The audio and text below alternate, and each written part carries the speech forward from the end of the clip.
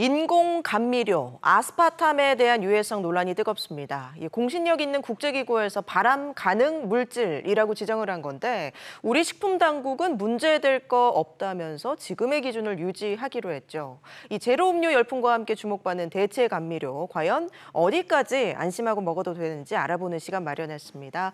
김태민 식품 전문 변호사와 함께하겠습니다. 변호사님 어서 오세요. 예, 안녕하세요. 안녕하십니까. 자, 아스파탐이라는 물질 이번에 좀 유명해졌는데 예. 사실 좀 생소하거든요. 예. 일단 이게 어떤 물질이에요? 사실 일반인들에게는 생소할 수 있는데 예. 우리가 이미 수십 년 전부터 섭취해 왔었고요. 그래요? 예, 그리고 그것은 아미노산 중에 알스파틱 엑시드라는 것과 페닐알라닌이 합쳐진. 그러니까 우리가 보통 단맛을 내는 건 설탕, 당이잖아요. 예, 근데 예. 요거는 이제 아미노산, 단백질의 원이 되는 아미노산이 합쳐진 합성 감미료입니다.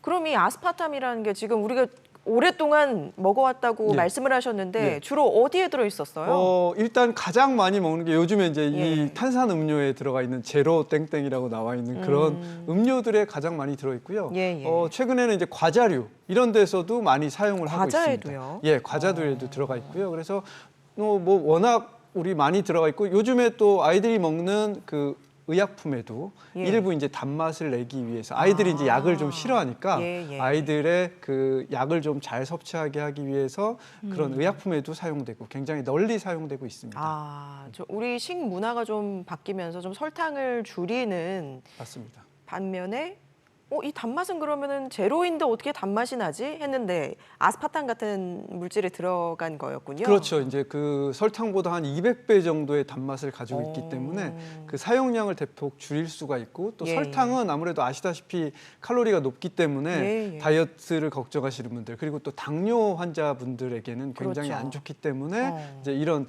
대체 감미료가 굉장히 널리 사용되고 있습니다. 예. 최근에 WHO 산하기관에서 이 아스파탐을 발암 가능 물질이라고 해서 지금 파장이 만만치가 않습니다. 그런데 그게 여러 가지 구분하는 기준이 있는데 EB라는 군에 속하게 됐어요. 예, 이거는 맞습니다. 어떤 의미로 받아들여야 일단 됩니까? 말 그대로 예. 발암 가능성이 있는 물질이라고 보시면 되고요. 우리가 1군이라고 하는 것은 이제 발암 물질이라고 보통 칭하고 있고요. 예. EA, EB 이렇게 나누는 건 이제 가능성이 이제 어느 정도 높냐. 개연성이 있으면 보통 이제 우리가 EA라고 하고 가능성이 있기만 하면 일단 EB로 이렇게 지정을 하고 있는데요. 예. 사실은 그 전체적인 수준에서는 굉장히 가장 낮은 단계라고 보시면 되고요. 조금 오해하시는 게 우리가 마시는 공기 또는 뭐 먹는 간장, 식용유 이런 데서도 발암물질이 다 들어 있습니다. 심지어는 그래요? 우리가 먹는 생수에도 발암물질이 들어 있기 때문에 이것을 양으로 구분하는 게 중요하다라는 의미로 받아들이면 될 것 같습니다. 지금 화면에도 나가고 있습니다만 예. 말씀하신 것처럼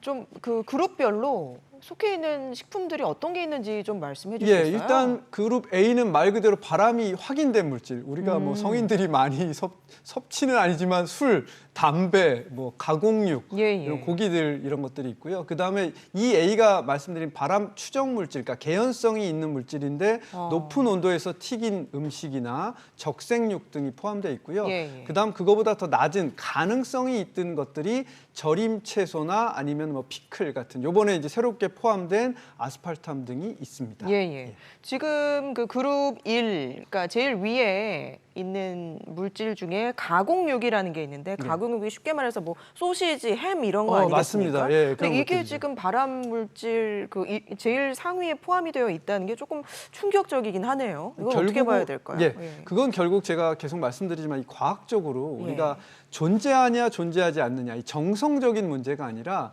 우리가 얼마나 많이 섭취하는지 사실은 이 발암성 또는 독성 같은 것을 판단할 때도 사람이 하루에 얼마나 많이 섭취할 수 있는지를 가지고 따지기 때문에 그걸 가지고 이제 생각해 보면 우리가 햄을 물론 뭐 그 서양이나 이런 데서는 많이 섭취한다고는 하나 우리나라에서는 그렇게 많이 섭취하고 있지 않기 때문에 설사 발암 가능 물질 또는 발암 물질이라 하더라도 그것을 많이 섭취하지 않는다면 건강에 큰 해가 없기 때문에 걱정할 정도는 아니다. 그렇죠. 술, 담배도 이미 예, 들어있는데 그렇죠. 우리가 매일 술을 먹으면 그거는 환자의 수준이기 때문에 예, 그렇게 예. 크게 걱정할 일이 아니다라고 보시면 될 또 것 같습니다. 조금 전에 표에는 나와 있지 않습니다만 자외선도 예. 일군에 포함이 되어 있더라고요. 그럼요. 자외선 그런 것도 있고요. 우리가 마신 미세먼지 이런 것들도 있고요. 뭐 매연가스 이런 것들 굉장히 많은 물질들이 지금 예. 다 분류가 돼 있어서 사실상 우리가 일상생활에서 네. 굉장히 많이 노출돼 있고요. 그러네요. 다만 이제 그것을 얼마나 많이 줄이고 또 이제 이거는 섭취하는 거지만 뭐 우리 자외선 같은 거 차단제를 바른다거나 또는 미세먼지가 많으면 마스크를 쓴다든가 이런 식으로 우리가 그 여러 가지 바람을 암을 일으킬 수 있는 그런 물질들을 어떻게 하면 우리 몸에 흡수되지 않게 차단할 수 있는지 그걸 주의하자는 차원에서 WHO에서 경고를 하는 것이지 이거를 뭐 먹으면 안 된다, 뭐 섭취하면 바로 암이 걸린다 이런 취지는 아닙니다. 예. 그러니까 과하지만 않으면 크게 걱정할 건 아니다라는 건데 그럼 이 아스파탐이라는 이 물질은 어느 정도까지가 안전하다고 볼 수 있을까요? 예, 일단 식품의약품안전처에서도 1kg당 40mg. 그래서 성인 보통 60kg의 성인으로 보면 2,400mg이기 때문에 예. 그걸 이제 쉽게 비교하면은 예. 우리가 보통 이제 그 제로 탄산음료를 마시면 예. 250ml일 경우에 이제 따져보면 대략 한 50캔 정도 이상, 55캔, 뭐 50캔 정도를 하루에 매일매일 음료를 마셨을 못 때 그러는 분은 거의 없을 것 그렇죠. 같네요. 문제가 예. 된다는 수준이라 사실상 그냥 하루에 한두 캔 정도도 사실 많은 건데 예. 그걸 매일 섭취할 때는 아무런 문제가 없기 때문에 식약처에서도 지금 아무런 조치를 취하지 않은 것으로 알고 있습니다. 그럼 뭐 보통 뭐 하루에 한두 캔 정도 예. 섭취하는 분들이 좀 뭐 많은데 예. 그 정도는 전혀 걱정할 수준은 아닌 거군요. 그렇습니다. 일단은 그 섭취량도 사실은 그걸 먹었을 때 바로 문제를 일으키는 게 아니라 또 거기 안전 개수 등 여러 가지를 고려한 것이기 때문에 정말 하루에 55캔을 매일매일 먹어도 문제가 사실은 없을 확률이 굉장히 높고요. 하루에 한두 캔 정도를 매일 드시는 분도 사실은 많지는 않으시겠지만 설사 있다 하더라도 크게 걱정할 일은 아니라는 게 식품의약품안전처의 일단 발표입니다. 예. 그런데 뭐 성인들이야 크게 걱정 안 한다고 하지만 우리 어린 아이들이 먹는 거는 아무래도 신경이 쓰이거든요. 맞습니다. 근데 아까 말씀하셨지만 아이들이 먹는 그 감기약이라든지 예. 이런 데 아스파탐이 또 포함이 되어 있다는 거죠? 예, 맞습니다. 일단은 뭐 아이들의 경우에는 분명히 또 문제가 다르고요. 그다음에 또 의약품이기 때문에 물론 식품보다는 더 소량이 사용될 거로 추정은 됩니다. 하지만 사실은 의약품의 경우에는 다른 화학 물질들과 어떤 반응을 일으킬지도 모르고 또 무엇보다 저도 사실 사남매를 키우지만 이 아이들이 먹는 거는 부모 입장에서는 안전의 문제도 있지만 안심의 문제가 더 크거든요. 그렇죠. 그래서 사실은 우리 이제 제약업체들이 이런 문제가 있을 때는 아마 발빠르게 좀 대체제를 빨리 찾아서 얼마든지 지금 허용되는 식품 첨가물이나 이런 물질들이 있기 때문에 그런 것을 좀 빨리 대체되지 않을까 하고 생각하고 있습니다. 아스파탐 외에도 사실 수많은 그 식품 첨가제들이 있는데 과거에 뭐 사카린도 좀 문제가 된 적이 있었잖아요. 맞습니다. 예. 그 경우는 어떻습니까? 지금은 사실 이제 아무런 문제가 되지 않는다고 밝혀져서 뭐 발암물질이든 또는 사람들이 굉장히 혐오했다가 지금 사라졌는데요. 요번에 이제 이 아스팔탐 경우에도 이제 그 관련 자료들이 좀 이제 보고가 되고 축적되다 보니까 이런 문제가 발생했지만 연구 과정을 통해서 기존 연구가 잘못됐다든가 또는 새로운 연구를 통해서 뭔가 새로운 사실이 발견되면 이 발암물질 등급은 얼마든지 바뀔 수 있기 때문에 그거에 대해서 너무 크게 우려하지 않으셔도 될 것 같습니다.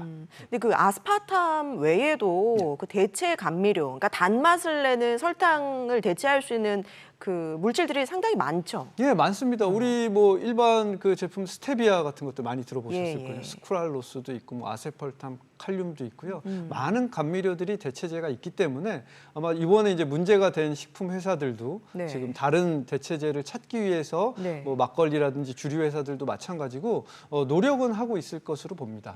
그런 대체 감미료들은 아직까지는 아스파탐처럼 이렇게 구분이 되지 않은 상황인 건가요? 맞습니다. 일단은 WHO에서 경고를 하지 않은 상황이라는 거지 또 완전히 뭐 안전하다 이런 취지는 아니고요. 하지만 이제 그것도 지금까지는 우리가 과학적으로 안전할 수 있기 때문에 섭취하는데 큰 문제가 없다 이런 취지로 받아들이면 될 것 같습니다. 예. 그럼 식품업계는 아무래도 뭐 아스파탐이 크게 문제가 되지 않다고 하더라도 아무래도 판매를 생각을 한다면 좀 대체 원료를 찾는데 지금 고민이 많을 것 같아요. 근데 제 생각은 또 예. 다를 수가 있는 게요. 이게 맛에 연관된 것이기 때문에 그 특정 제품의 맛이라는 건 소비자들에게 굉장히 익숙해져 있거든요. 그렇죠. 그거를 새롭게 다른 대체제를 사용했을 때 예. 맛이 달라집니다.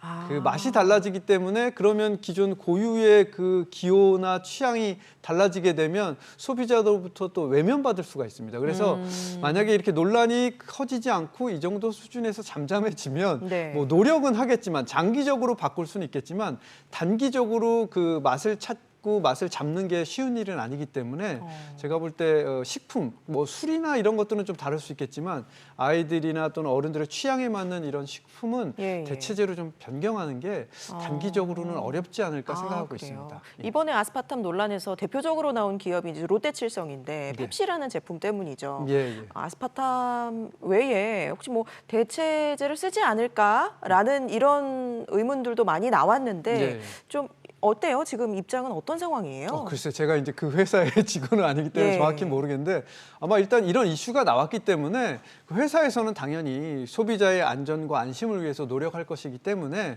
아마 대체제를 분명히 찾긴 찾을 겁니다. 하지만 말씀드렸다시피 단기적으로 그걸 바로 바뀌기는 어려운 문제이기 때문에 이제 당연히 소비자를 위해서 회사에서 노력은 할 것이고 예. 하지만 당장 섭취로 인해서 어떤 뭐 발암 물질로 인해서 문제가 생기지 않을 것이기 때문에 예. 안전에 문제가 없다는 상황에서는 중장기적으로 바뀔 수 있겠지만 단기적으로는 조금 어렵지 않나 하는 게 제 개인적인 의견입니다. 예. 그 제로 음료 또 제로 과자도 있더라고요. 예. 예. 거기에 이제 쓰일 수 있는 이제 대체 감미료가 여러 가지인데 그 제품의 특성마다 쓸 수 있는 감미료가 정해져 있습니까? 아니면은 뭐 그 업체에서 그냥 선택할 수 있는 영역인 건가요? 업체에서 선택할 수 있습니다. 아까 말씀드린 대로 이제 예. 그 맛의 그 감미료들이 뭐 끝맛이 쓰다거나 뭐 아니면 뭐 첫맛이 약간 쓰지만 끝맛이 오래 간다거나 뭐 여러 가지 이제 특성들이 있기 때문에 예. 또 어떤 것들은 고온에 약하다거나 이 특히 아스팔탐 같은 경우에 음료에 많이 사용되는 이유가 온도가 높아지면 예. 이게 이제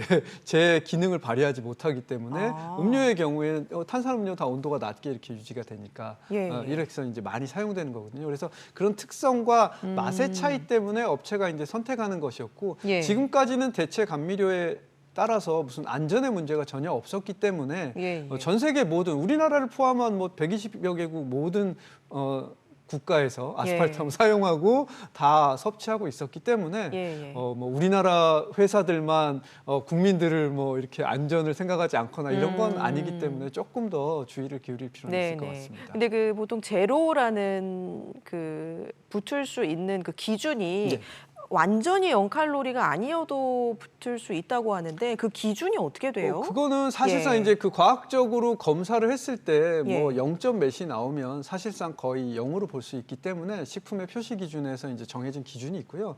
뭐 실질적으로 현실에서는 거의 그냥 0이라고 그냥 생각하시면 될 것 같습니다. 그렇게 크게 그 칼로리로 인해서 예. 체중 영향이나 이런 데 전혀 없다고 보시면 됩니다. 알겠습니다. 그러면 아스파탐을 먹는 것이 이게 좀 맞는 질문인지 모르겠어요. 아스파탐이 들어가니까 일반 뭐 콜라를 예를 들었을 때 일반 콜라를 마시는 게 나을지 아니면 아스파탐이 들어갔더라도 제로 콜라를 선택해야 될지.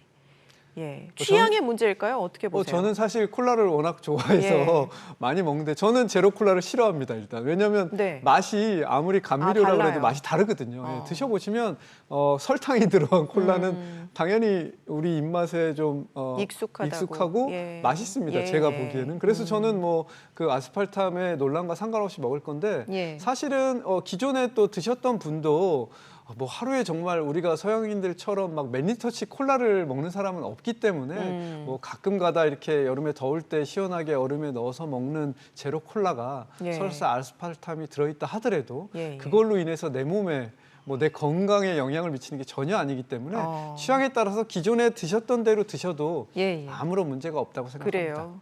알겠습니다. 오늘 말씀 여기까지 듣도록 하죠. 지금까지 김태민 변호사와 함께했습니다. 고맙습니다. 감사합니다.